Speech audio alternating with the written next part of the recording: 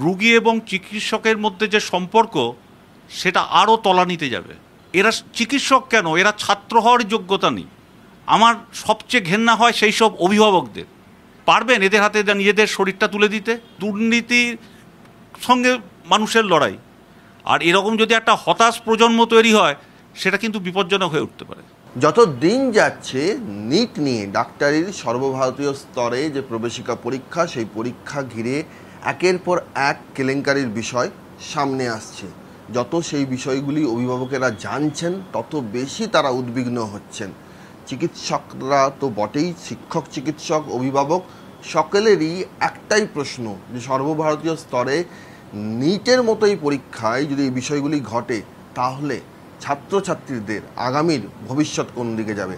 আমাদের সঙ্গে রয়েছেন স্নায়ুরোগের চিকিৎসক, স্বনামধন্য চিকিৎসক ডক্টর বিমান কান্তি রায়, যিনি একাধারে শিক্ষক, চিকিৎসক এবং অভিভাবকও। আপনার উদ্বেগের জায়গাটা কোথায়? আমার উদ্বেগের জায়গাটা দুটো। প্রথমত, চিকিৎসক হিসাবে আমার কর্তব্য মানুষকে সুস্থ করে তোলা, আর একজন শিক্ষক চিকিৎসক হিসাবে আমার কর্তব্য ভবিষ্যতের জন্য এমন কিছু চিকিৎসক তৈরি করা যারা সত্যিকারের ভালো চিকিৎসক হিসেবে নিজেদেরকে গড়ে তুলবেন। এখন নিট নিয়ে সর্বভারতীয় স্তরে যে ধরনের কেলেঙ্কারি সামনে আসছে তাতে আমার এই দুটো বিশ্বাসই আঘাত লাগছে। প্রথমত, এরপরে রুগী এবং চিকিৎসকের মধ্যে যে সম্পর্ক সেটা আরও তলানিতে যাবে, কেউ কাউকে বিশ্বাস করবেন না। আর দ্বিতীয়ত, যে ধরনের ছাত্রছাত্রীরা এইভাবে ভর্তি হচ্ছেন, এক কথায় তারা দুর্নীতিপরায়ণ, লোভী, এবং এই ধরনের মানুষ। এরা চিকিৎসক কেন, এরা ছাত্র হওয়ার যোগ্যতা নেই। এবং একজন শিক্ষক চিকিৎসক হিসাবে ভবিষ্যতে এদের পড়াতে হবে এটা ভাবলেও আমার লজ্জা লাগছে। আর একটা কথা আমি না বলে পারছি না, এই গোটা দুর্নীতিতে সবাই অসাধু রাজনীতিক, প্রশাসনিক কর্তা ব্যক্তি, কিছু দালাল, কিছু মাফিয়া তাদের দিকে আঙুল তুলছেন। দেখুন, এই দুর্নীতি গুন্ডামি যুগে যুগে সর্বস্তরেই হয়েছে, কিন্তু যেটা আমাকে সবচেয়ে ভাবাচ্ছে যে সেই সমস্ত বাবা মা যারা টাকা পয়সার বিনিময়ে তাদের ছেলেমেয়েদেরকে এইভাবে ভবিষ্যতে ডাক্তার করতে চাইছেন বা উচ্চশিক্ষিত করতে চাইছেন, আমার সবচেয়ে ঘেন্না হয় সেই সব অভিভাবকদের। যতক্ষণ না এই সব অভিভাবকদের আপনারা চিহ্নিত করতে পারছেন এবং এদের সমাজ থেকে বিচ্যুত করতে পারছেন, আমার মনে হয় ভবিষ্যৎ মানুষের জন্য কিন্তু অনেক বেশি আশঙ্কার মেঘ লুকিয়ে আছে। আর লাস্ট যেটা বলি, এই যারা এইভাবে তৈরি হচ্ছে আর যারা এদেরকে তৈরি করছেন তারা ভবিষ্যতে পারবেন এদের হাতে নিজেদের শরীরটা তুলে দিতে? যখন এই নিটের বিষয়গুলো সামনে আসছে, আপনার সঙ্গে নিশ্চয়ই বাবা হিসেবে মেয়ের একটা আলোচনা হয়েছে, সেই জায়গার থেকে মানে তার ছাত্রীর পার্সপেক্টিভ বা ছাত্রের পার্সপেক্টিভটা কি যারা আসছেন পরীক্ষাগুলো দিতে?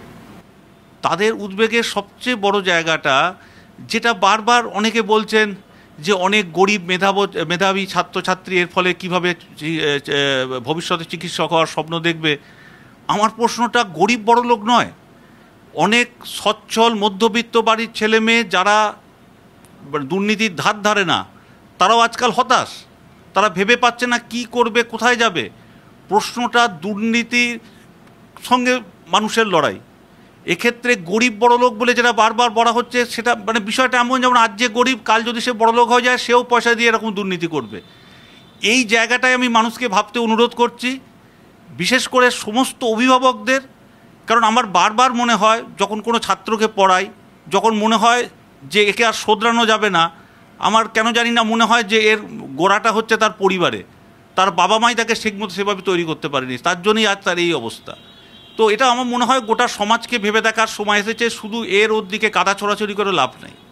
একটা বিষয় সকলেই জানতে চাইছে যে এই মুহূর্তে উপায়টা কি। সুপ্রিম কোর্টের দিকে তাকিয়ে আছে অনেকে, নিট পরীক্ষা কি বাতিল করে দেওয়া দরকার, মানে তাহলেই কি বিষয়টা স্বচ্ছতাটা সামনে আসবে? দেখুন, এত টেকনিক্যাল ব্যাপারে আমি বলতে পারবো না, আমার কোনো ধারণা নেই কোথায় কীভাবে কি হচ্ছে। তবে আমার মনে হয় সরকারের এমন কিছু পদক্ষেপ করা উচিত যাতে মানুষ বুঝতে পারে যে প্রশাসন সত্যিই এই ব্যাপারটায় সিরিয়াস।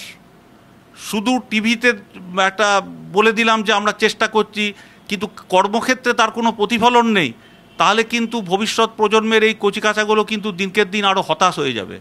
আর এরকম যদি একটা হতাশ প্রজন্ম তৈরি হয় সেটা কিন্তু বিপজ্জনক হয়ে উঠতে পারে। কেলেঙ্কারির দাগ যাতে সাদা অ্যাপ্রনে না পড়ে তার জন্য সদিচ্ছা যে রয়েছে সেই সদিচ্ছা প্রতিষ্ঠিত করা অত্যন্ত জরুরি, সেটাই সময়ের দাবি। ক্যামেরায় বিনোদের সঙ্গে সৌরভ দত্ত, টিভি 9 বাংলা, কলকাতা।